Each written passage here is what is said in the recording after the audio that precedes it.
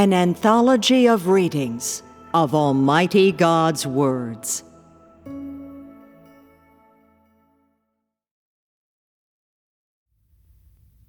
God's work, God's disposition, and God Himself, too.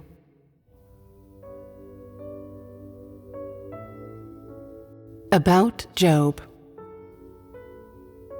Having learned of how Job went through the trials, most of you will likely want to know more details about Job himself, particularly with regard to the secret by which he gained God's praise. So today, let us talk about Job. In Job's daily life, we see his perfection, uprightness, fear of God, and shunning of evil. If we are to discuss Job, then we must start with the assessment of him uttered from God's own mouth. There is none like him in the earth, a perfect and an upright man, one that fears God and eschews evil. Let us first learn about Job's perfection and uprightness. What is your understanding of the words perfect and upright? Do you believe that Job was without reproach and honorable? This, of course, would be a literal interpretation and understanding of perfect and upright. Integral to a true understanding of Job is real life. Words, books, and theory alone won't provide any answers. We'll start by looking at Job's home life, at what his normal conduct was like during his life. This will tell us about his principles and objectives in life, as well as about his personality and pursuit. Now, let us read the final words of Job chapter 1, verse 3. This man was the greatest of all the men of the East. What these words are saying is that Job's status and standing were very high. And though we are not told whether he was the greatest of all men of the East because of his abundant assets, or because he was perfect and upright and feared God and shunned evil, overall, we know that Job's status and standing were much prized. As recorded in the Bible, people's first impressions of Job were that Job was perfect, that he feared God and shunned evil, and that he was possessed of great wealth and venerable status. For a normal person living in such an environment and under such conditions, Job's diet, quality of life, and the various aspects of his personal life would be the focus of most people's attention. Thus, we must continue reading the scriptures. And his sons went and feasted in their houses, every one his day, and sent and called for their 3 sisters to eat and to drink with them. And it was so, when the days of their feasting were gone about, that Job sent and sanctified them, and rose up early in the morning, and offered burnt offerings according to the number of them all. For Job said, "It may be that my sons have sinned, and cursed God in their hearts." Thus did Job continually. Job chapter 1, verses 4 through 5. This passage tells us 2 things. The first is that Job's sons and daughters regularly feasted, eating and drinking. The second is that Job frequently offered burnt sacrifices because he often worried for them, fearful that they were sinning, that in their hearts they had cursed God. In this are described the lives of 2 different types of people. The first, Job's sons and daughters, often feasted because of their affluence. They lived extravagantly. They wined and dined to their heart's content, enjoying the high quality of life brought by material wealth. Living such a life, it was inevitable that they would often sin and offend God. Yet they did not sanctify themselves or offer burnt offerings as a result. You see, then, that God had no place in their hearts, that they gave no thought to God's graces, nor feared offending God, much less did they fear renouncing God in their hearts. Of course, our focus is not on Job's children, but on what Job did when faced with such things. This is the other matter described in the passage, and which involves Job's daily life and the substance of his humanity. When the Bible describes the feasting of Job's sons and daughters, there is no mention of Job. It is said only that his sons and daughters often ate and drank together. In other words, he did not hold feasts, nor did he join his sons and daughters in eating to extravagance. Though affluent and possessed of many assets and servants, Job's life was not a luxurious one. He was not beguiled by his superlative living environment, and he did not gorge himself on the enjoyments of the flesh or forget to offer burnt offerings because of his wealth. Much less did it cause him to gradually shun God in his heart. Evidently, then, Job was disciplined in his lifestyle and was not greedy or hedonistic, nor did he fixate upon quality of life as a result of God's blessings to him. Instead, he was humble and modest and cautious and careful before God. He often gave thought to God's graces and blessings and was continually fearful of God. In his daily life, Job often rose early to offer burnt offerings for his sons and daughters. In other words, not only did Job himself fear God, but he also hoped that his children would likewise fear God and not sin against God. Job's material wealth held no place within his heart, nor did it replace the position held by God. Whether for the sake of himself or his children, Job's daily actions were all connected to fearing God and shunning evil. His fear of Jehovah God did not stop at his mouth, but was put into action and reflected in each and every part of his daily life. This actual conduct by Job shows us that he was honest and was possessed of a substance that loved justice and things that were positive.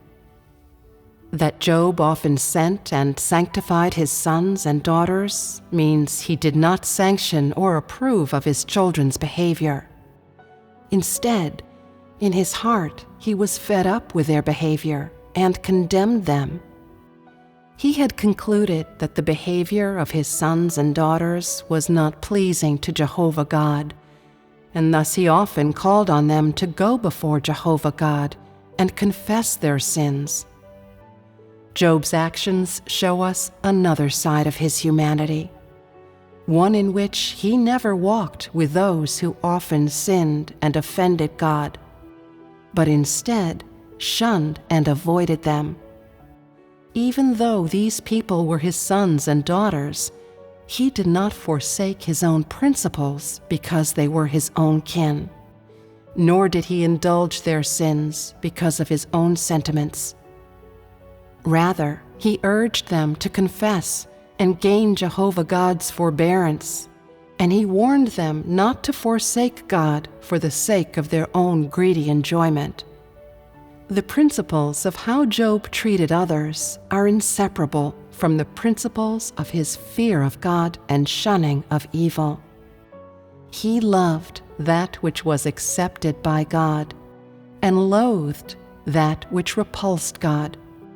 And he loved those who feared God in their hearts and loathed those who committed evil or sinned against God. Such love and loathing was demonstrated in his everyday life and was the very uprightness of Job seen by God's eyes.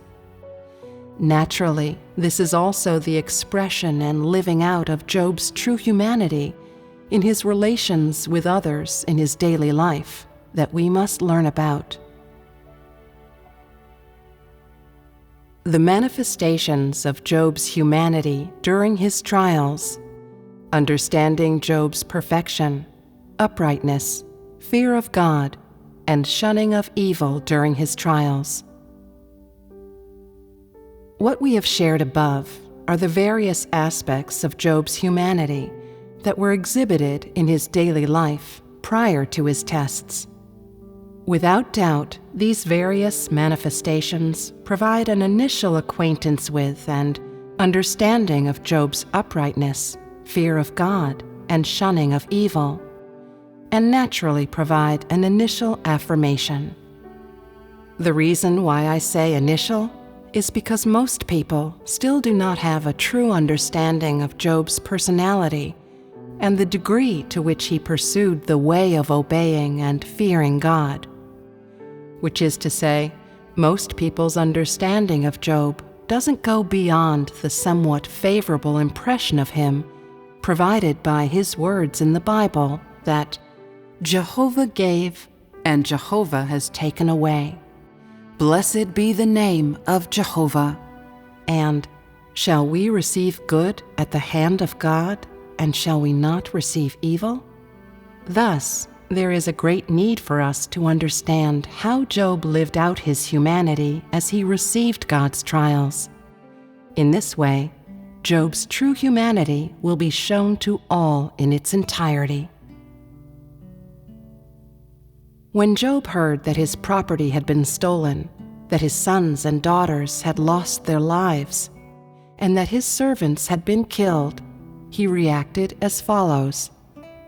Then Job arose and rent his mantle, and shaved his head, and fell down on the ground and worshipped.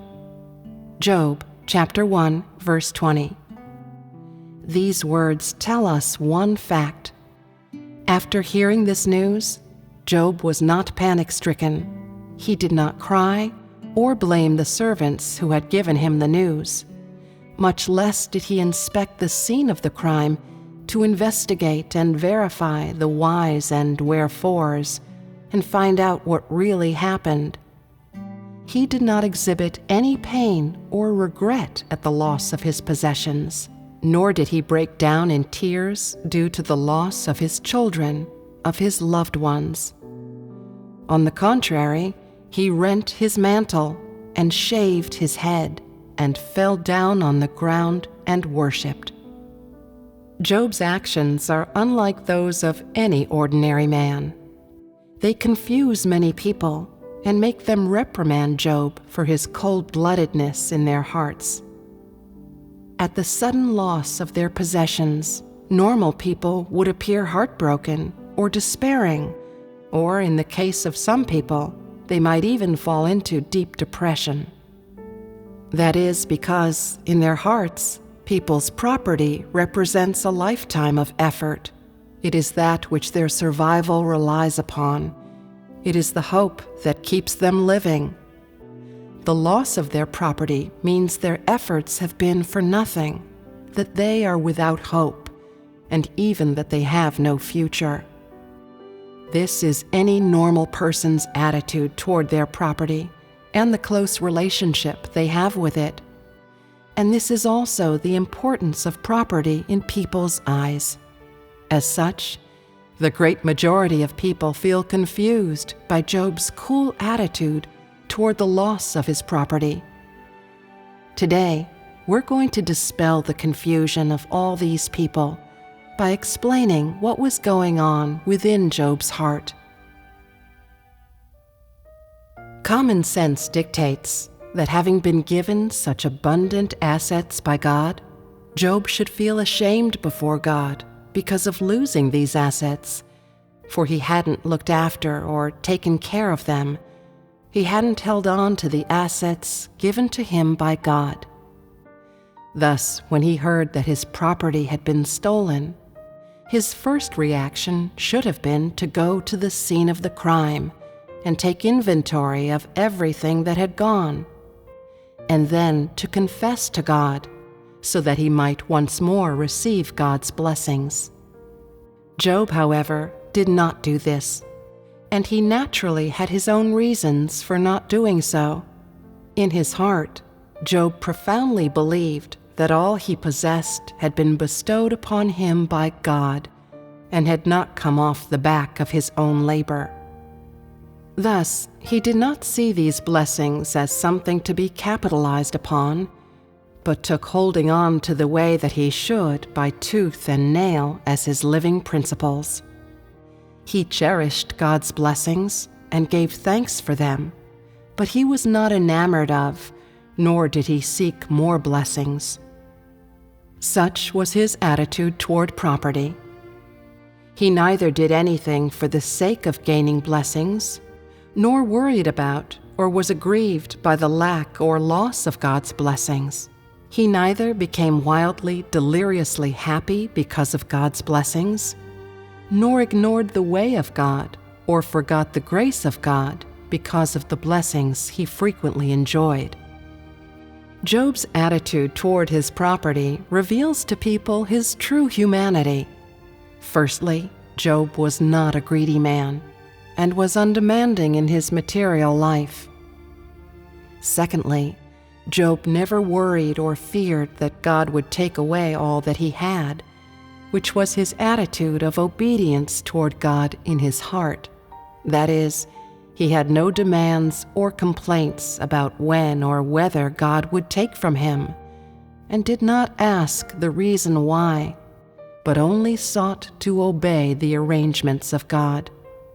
Thirdly, he never believed that his assets came from his own labors, but that they were bestowed unto him by God. This was Job's faith in God and is an indication of his conviction. Are Job's humanity and his true daily pursuit made clear in this 3-point summary of him?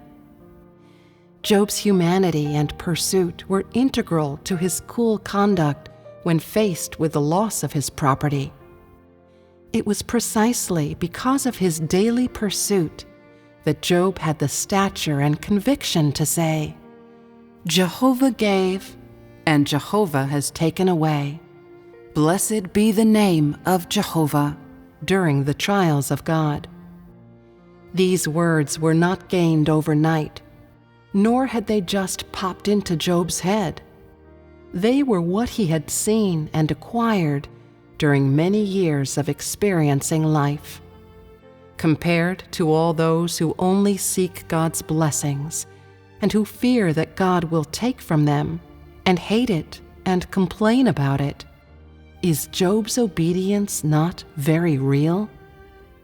Compared to all those who believe that there is a God, but who have never believed that God rules over all things, does Job not possess great honesty and uprightness? Job's rationality.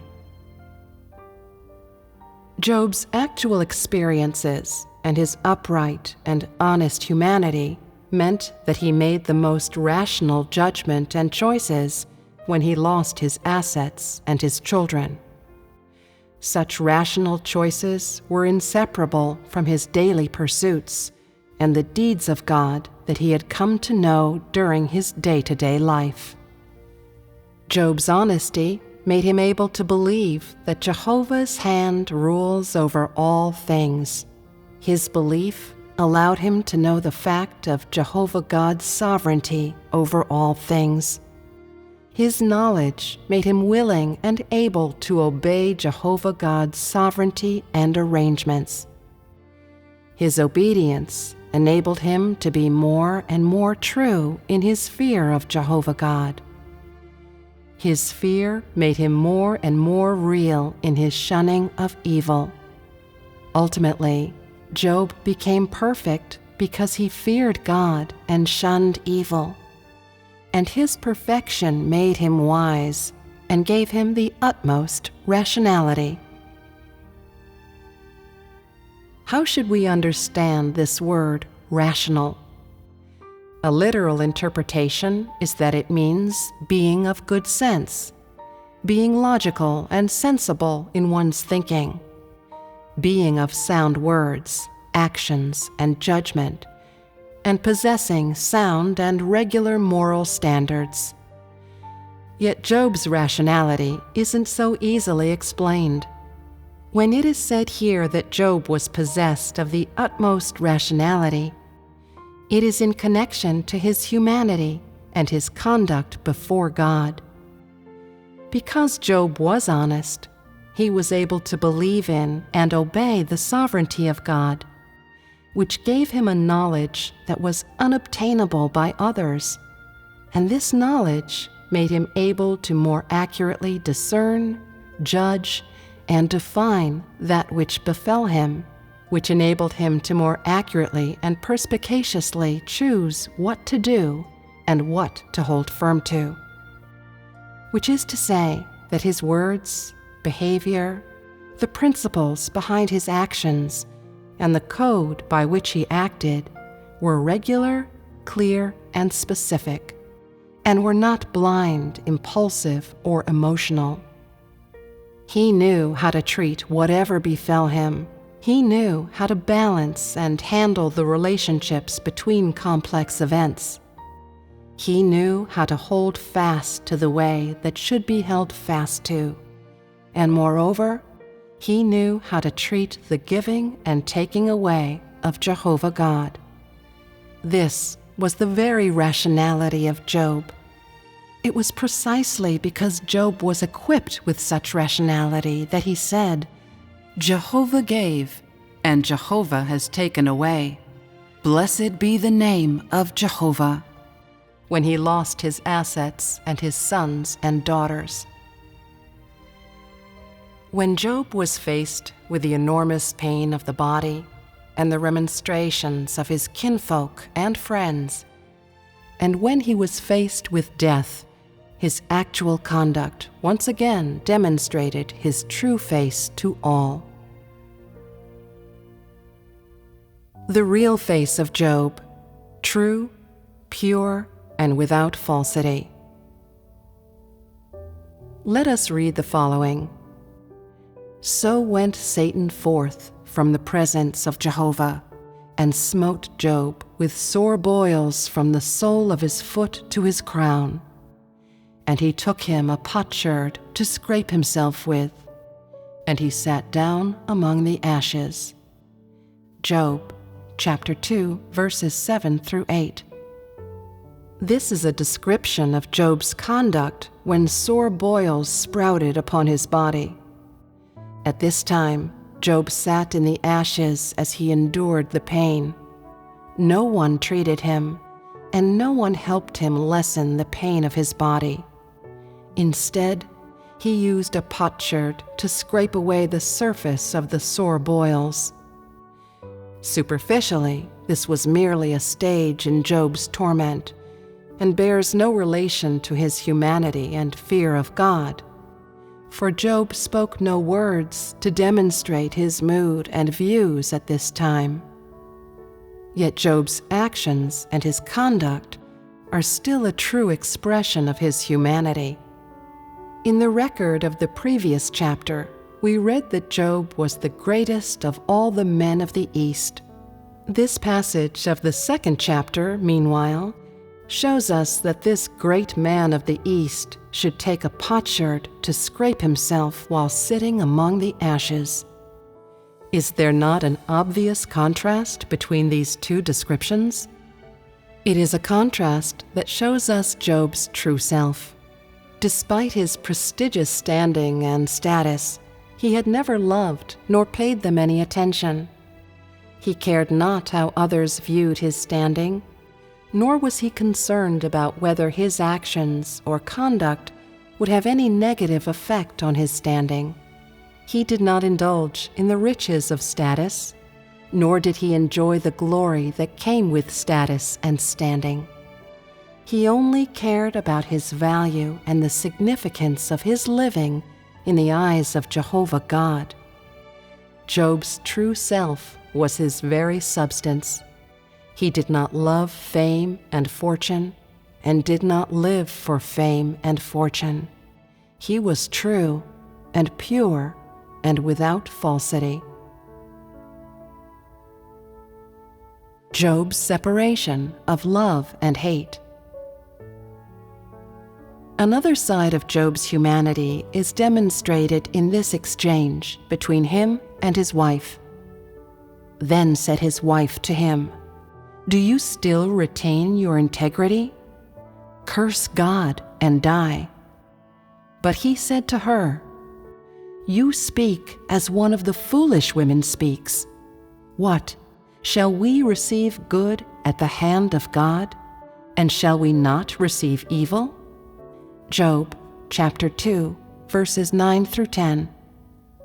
Seeing the torment he was suffering, Job's wife tried to advise Job to help him escape his torment, yet the good intentions did not gain Job's approval. Instead, they stirred his anger, for she denied his faith in and obedience to Jehovah God, and also denied the existence of Jehovah God. This was intolerable to Job, for he had never allowed himself to do anything that opposed or hurt God, to say nothing of others. How could he remain indifferent when he saw others speak words that blasphemed against and insulted God? Thus he called his wife a foolish woman. Job's attitude toward his wife was one of anger and hate, as well as reproach and reprimand. This was the natural expression of Job's humanity, of differentiating between love and hate, and was a true representation of his upright humanity. Job was possessed of a sense of justice, one which made him hate the winds and tides of wickedness, and loathe, condemn, and reject absurd heresy, ridiculous arguments, and ludicrous assertions, and allowed him to hold true to his own correct principles and stance when he had been rejected by the masses and deserted by those who were close to him. The kind-heartedness and sincerity of Job. Since, in Job's conduct, we are able to see the expression of various aspects of his humanity, what of Job's humanity do we see when he opened his mouth to curse the day of his birth? This is the topic we will share below. Above, I have talked of the origins of Job's curse of the day of his birth.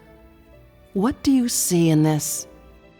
If Job were hard-hearted and without love, if he were cold and emotionless and bereft of humanity, could he have cared for God's heart's desire? And could he have despised the day of his own birth as a result of caring for God's heart? In other words, if Job were hard-hearted and bereft of humanity, could he have been distressed by God's pain? Could he have cursed the day of his birth because God had been aggrieved by him? The answer is absolutely not. Because he was kind-hearted, Job cared for God's heart. Because he cared for God's heart, Job sensed God's pain.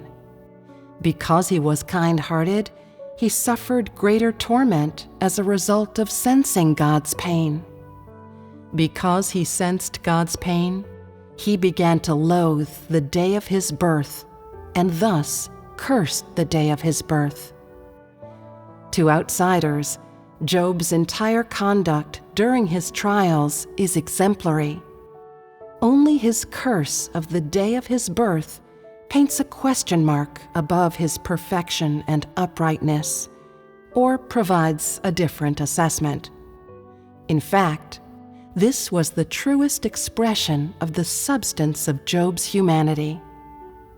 The substance of his humanity was not concealed or packaged or revised by someone else. When he cursed the day of his birth, he demonstrated the kind-heartedness and sincerity deep within his heart. He was like a spring whose waters are so clear and pellucid as to reveal its bottom. Having learned all this about Job, most people will undoubtedly have a fairly accurate and objective assessment of the substance of Job's humanity. They should also have a profound, practical, and more advanced understanding and appreciation of the perfection and uprightness of Job spoken of by God. Hopefully, this understanding and appreciation will help people embark upon the way of fearing God and shunning evil. The relationship between God's consignment of Job to Satan and the aims of God's work. Although most people now recognize that Job was perfect and upright, and that he feared God and shunned evil, this recognition doesn't give them a greater understanding of God's intention. At the same time as envying Job's humanity and pursuit, they ask the following question of God. Job was so perfect and upright. People adore him so much, so why did God hand him over to Satan and subject him to so much torment? Such questions are bound to exist in many people's hearts, or rather, this doubt is the question in many people's hearts. Since it has confounded so many people, we must lay this question on the table and explain it properly. Everything that God does is necessary and possessed of extraordinary significance, for all that he does in man concerns his management and the salvation of mankind. Naturally, the work that God did in Job is no different, even though Job was perfect and upright in the eyes of God. In other words, regardless of what God does or the means by which he does it, regardless of the cost or his objective, the purpose of his actions does not change. His purpose is to work into man God's words, God's requirements, and God's will for man. In other words, it is to work into man all that God believes to be positive in accordance with his steps, enabling man to understand God's heart and comprehend God's substance, and allowing him to obey God's sovereignty and arrangements, and thus allowing man to attain the fear of God and shunning of evil, all of which is one aspect of God's purpose in all he does. The other aspect is that, because Satan is the foil and serving object in God's work, man is often given to Satan. This is the means God uses to allow people to see the wickedness, ugliness, and contemptibility of Satan amid Satan's temptations and attacks, thus causing people to hate Satan and be able to know and recognize that which is negative. This process allows them to gradually free themselves from Satan's control and from Satan's accusations, interference, and attacks until, thanks to God's words, their knowledge and obedience of God, and their faith in God and fear of Him, they triumph over the attacks of Satan and triumph over the accusations of Satan.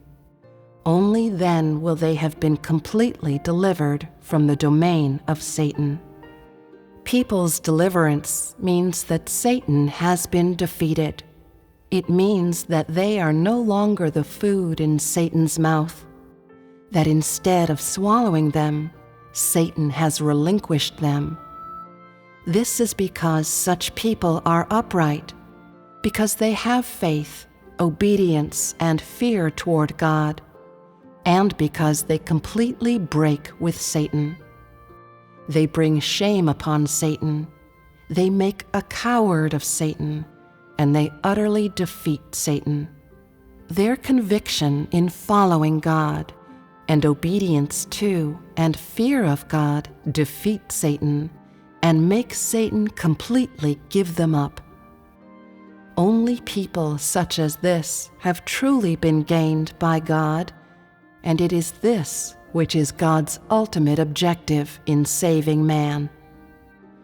If they wish to be saved, and wish to be completely gained by God, then all those who follow God must face temptations and attacks, both great and small, from Satan. Those who emerge from these temptations and attacks and are able to fully defeat Satan are those who have been saved by God, which is to say, those who have been saved unto God are those who have undergone God's trials and who have been tempted and attacked by Satan an untold number of times. Those who have been saved unto God understand God's will and requirements and are able to acquiesce to God's sovereignty and arrangements, and they do not forsake the way of fearing God and shunning evil amid Satan's temptations. Those who are saved unto God possess honesty. They are kind-hearted. They differentiate between love and hate. They have a sense of justice and are rational, and they are able to care for God and treasure all that is of God. Such people are not bound, spied upon, accused, or abused by Satan. They are completely free. They have been completely liberated and released. Job was just such a man of freedom, and this is precisely the significance of why God handed him over to Satan. Job was abused by Satan, but he also gained eternal freedom and liberation, and gained the right to never again be subjected to Satan's corruption, abuse, and accusations, to instead live in the light of God's countenance, free and unencumbered, and to live amid God's blessings to him. No one could take away or destroy or procure this right. It was given to Job in return for his faith, determination, and obedience to and fear of God. Job paid the price of his life to win joy and happiness on earth, to win the right and entitlement ordained by heaven and acknowledged by earth, to worship the Creator without interference as a true creature of God on earth. Such was also the greatest outcome of the temptations endured by Job. When people have yet to be saved, their lives are often interfered with and even controlled by Satan. In other words, people who have not been saved are prisoners to Satan. They have no freedom. They have not been relinquished by Satan. They are not qualified or entitled to worship God, and they are closely pursued and viciously attacked by Satan. Such people have no happiness to speak of. They have no right to a normal existence to speak of. And moreover, they have no dignity to speak of.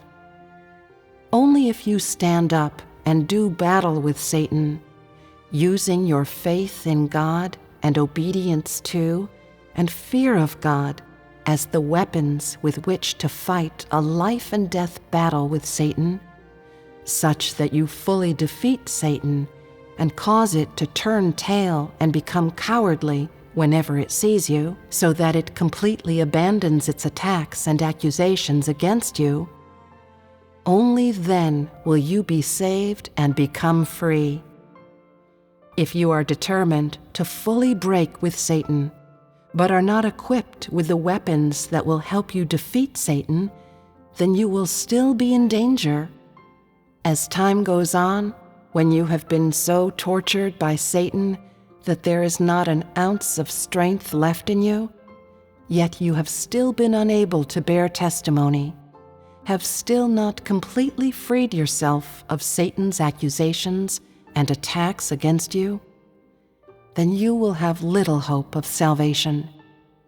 In the end, when the conclusion of God's work is proclaimed, you will still be in the grip of Satan, unable to free yourself, and thus you will never have a chance or hope. The implication, then, is that such people will be completely in Satan's captivity. Accept God's tests, overcome Satan's temptations, and allow God to gain your whole being. During the work of His abiding provision and support of man, God tells the entirety of His will and requirements to man, and shows His deeds, disposition, and what He has and is to man. The objective is to equip man with stature and to allow man to gain various truths from God while following Him, truths that are the weapons given to man by God with which to fight Satan. Thus equipped, man must face God's tests. God has many means and avenues for testing man, but every one of them requires the cooperation of God's enemy, Satan. Which is to say, having given man the weapons with which to do battle with Satan, God hands man over to Satan and allows Satan to test man's stature.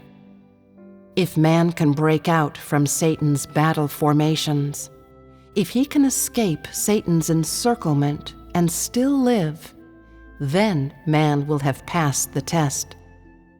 But if man fails to leave Satan's battle formations and submits to Satan, then he will not have passed the test. Whatever aspect of man God examines, the criteria for His examination are whether or not man stands firm in his testimony when attacked by Satan, and whether or not he has forsaken God and surrendered and submitted to Satan while ensnared by Satan.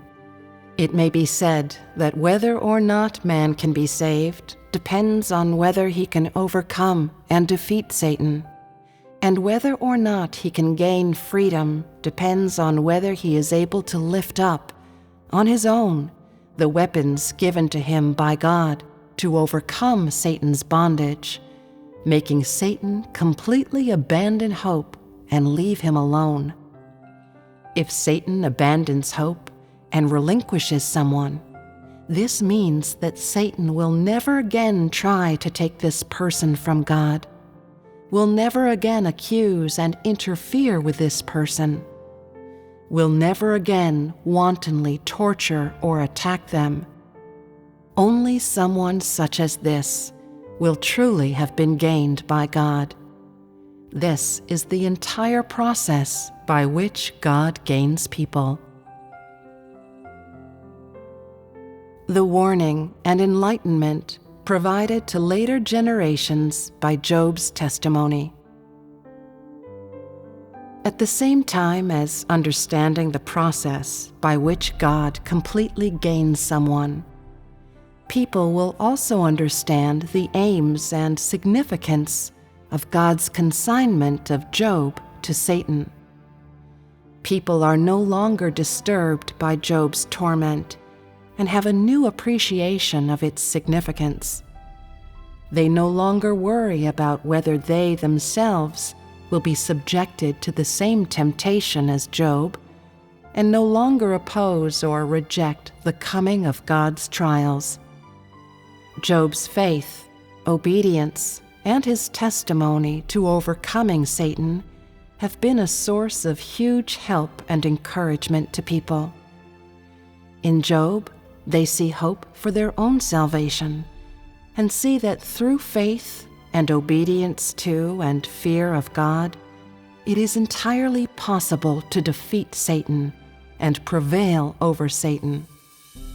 They see that as long as they acquiesce to God's sovereignty and arrangements, and possess the determination and faith not to forsake God after having lost everything, then they can bring shame and defeat upon Satan, and that they need only possess the determination and perseverance to stand firm in their testimony, even if it means losing their lives, for Satan to be cowed and beat a hasty retreat.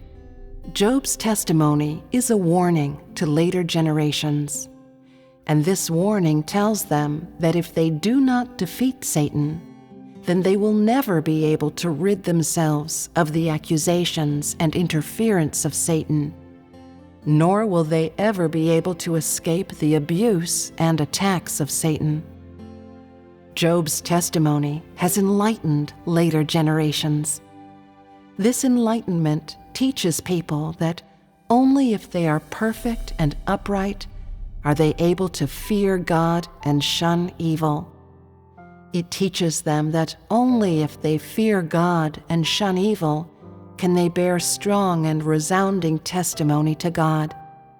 Only if they bear strong and resounding testimony to God can they never be controlled by Satan and live under the guidance and protection of God.